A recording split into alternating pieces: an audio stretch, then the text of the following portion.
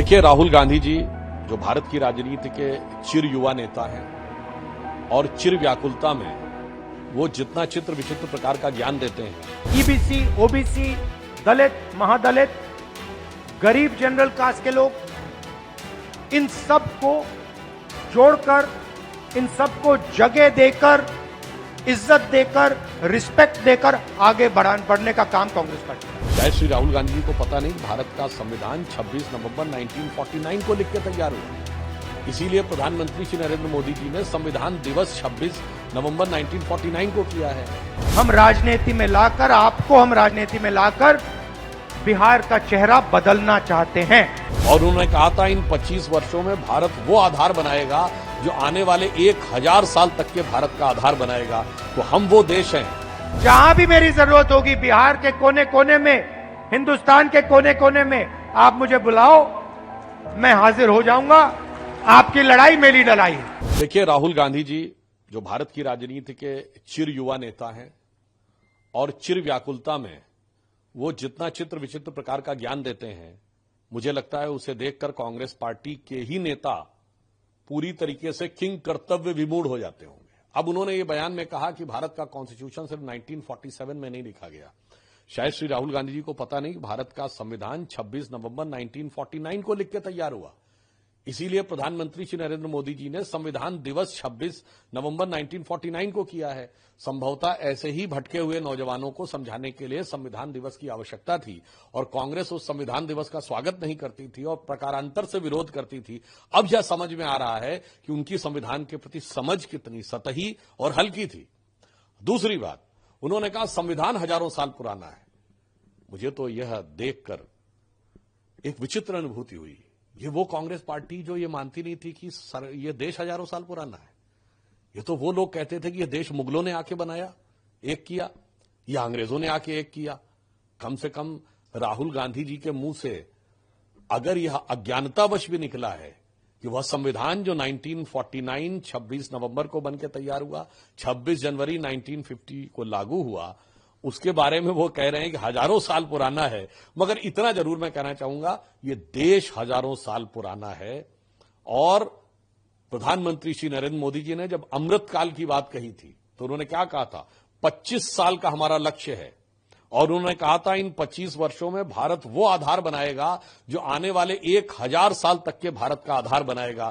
तो हम वो देश हैं जिसका इंस्पिरेशनल, सिविलाइजेशनल है। हम हजारों साल पुराने इतिहास से प्रेरणा लेते हैं, 25 वर्ष का एजेंडा रखते हैं और 1000 साल के इतिहास पर दृष्टि रखते हैं। कांग्रेस की सोच और कांग्रेस का जो कंफ्यूजन है वो कांग्रेस पार्टी की नीतियों से लेकर अब राहुल गांधी के बयानों तक में दिखने लगा है। और मैं ये भी कहना चाहता हूं कि बाबा साहब अंबेडकर की जयंती आ रही और हम लोग पूरा एक पखवाड़ा मनाने जा रहे हैं। ये कहना कि हजारों साल पुराना संविधान है, मुझे लगता है ये बाबा साहब अंबेडकर जी के प्रति उनकी अज्ञानता और अवमानना दोनों का प्रतीक है। पास कितना धन है, कौन कहां बैठा है, ब्यूरोक्रेसी में कितने लोग हैं, गरीब लोग कितने घुस पा रहे हैं, कौन सी जात के लोग कहां घुस रहे हैं, कहां जा रहे हैं, किन लोगों को कैसे रोका जा रहा है, ये सब जाति जनगणना से मिल जाएगा। तो ये एक क्रांतिकारी कदम है, क्रांतिकारी कदम है। इसीलिए आरएसएस और बीजेपी इसको रोकना चाहते हैं और इसको अब दुनिया की कोई शक्ति नहीं रोक सकती है। बिहार में कांग्रेस पार्टी का मैं आपको रोल बताता हूं। देखिए,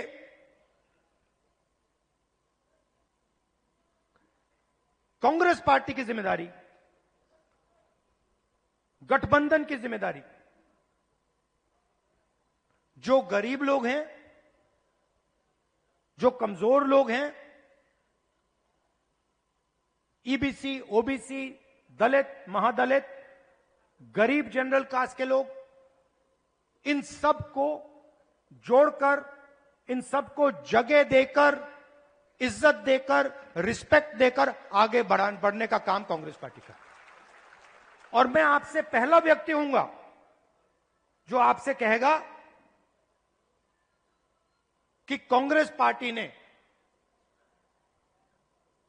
जो पहले काम करना चाहिए था, जिस गति से काम करना चाहिए था, जिस मजबूती से बिहार में काम करना चाहिए था, वो हमने नहीं किया।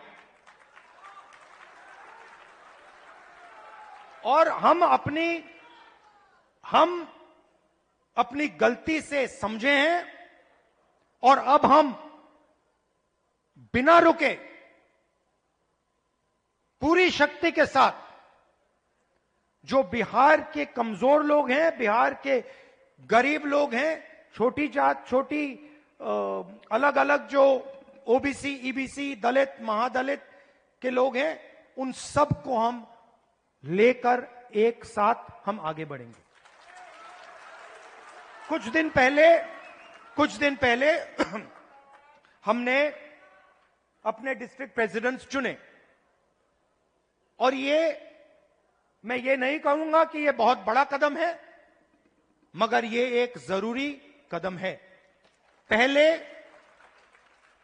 हमारे डिस्ट्रिक्ट प्रेसिडेंट्स की लिस्ट में 2/3 अपर कास्ट के लोग थे। अब हमारी नई डिस्ट्रिक्ट प्रेसिडेंट्स की लिस्ट में 2/3 ईबीसी, ओबीसी, दलित, पिछड़ा वर्ग, माइनॉरिटी के हैं। और अगर आप हमारे वर्किंग प्रेसिडेंट्स को देखें तो यह बात और भी गहराई से हुई है। मैंने और खारगे जी ने बिहार की टीम को साफ बता दिया है कि आपका काम बिहार के गरीब जनता की रिप्रेजेंटेशन का काम है। आपका काम दलितों, ईबीसी, ओबीसी, गरीब जनरल कास्ट, महिलाओं को जगह देने का काम है और आपको यह काम बिना झिझके, बिना डरे यह काम पूरा करना है। हम राजनीति में आपके लिए दरवाजा खोलना चाहते हैं। आपके युवाओं को हम राजनीति में लाकर, आपको हम राजनीति में लाकर बिहार का चेहरा बदलना चाहते हैं।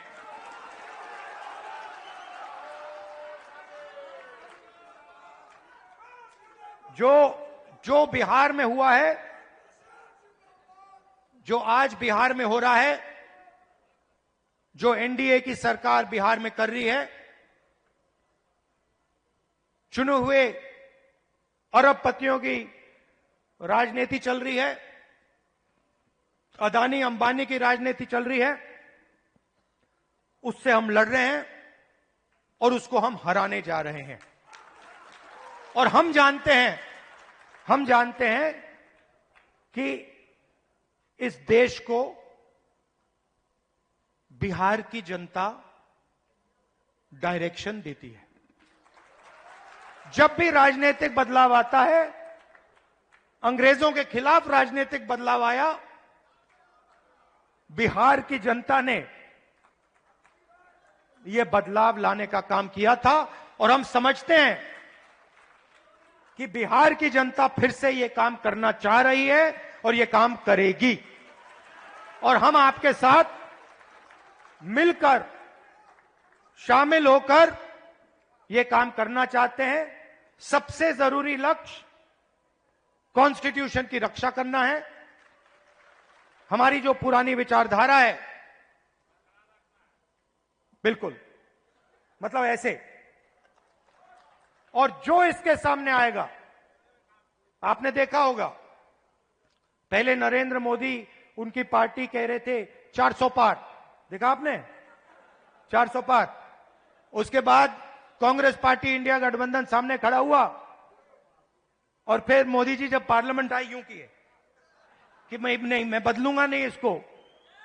तो कॉन्स्टिट्यूशन ने और आपने कॉन्स्टिट्यूशन को बचाने का काम किया। इसके लिए मैं आपको दिल से धन्यवाद करता हूं और जहां भी देखिए, और जहां भी मेरी जरूरत होगी, बिहार के कोने कोने में, हिंदुस्तान के कोने कोने में आप मुझे बुलाओ, मैं हाजिर हो जाऊंगा। आपकी लड़ाई मेरी लड़ाई है।